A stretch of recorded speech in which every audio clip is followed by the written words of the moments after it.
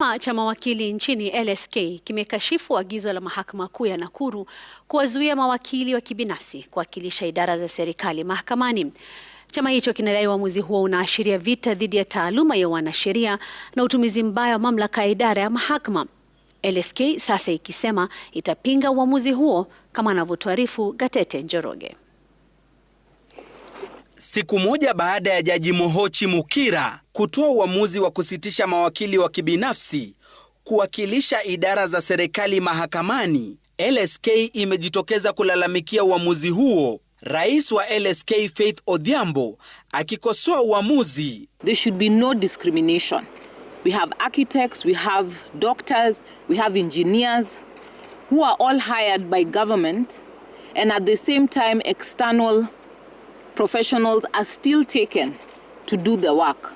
And therefore to single out the entire legal profession of the entire country is not only absurd, illegal and unconstitutional. LSK inadai uamuzi huo umeonyesha wazi mapendeleo na ukiukaji wa katiba. Unless this trend is nipped in the bud and with the requisite firmness it deserves, we are prepared to agitate for a radical surgery as a means to uphold and protect our constitution. Daktari Magare Gikenyi ni mmoja kati ya watu 7 walioelekea mahakamani kuwasilisha kesi hiyo. Ametetea kesi hiyo na kusema nia yao ni kuhakikisha utumizi bora wa rasilimali za nchi. You cannot have, for example, where we employ people competitively, then we now say they cannot understand these complex cases. Let us now go and pick private lawyers. LSK wameteua wakili atakayewawakilisha katika kesi hiyo,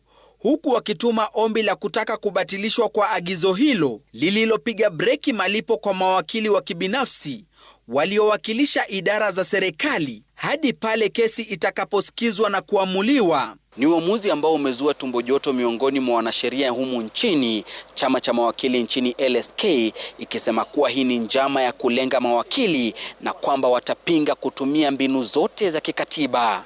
Gatete Njoroge, Runinga ya Citizen, Nairobi.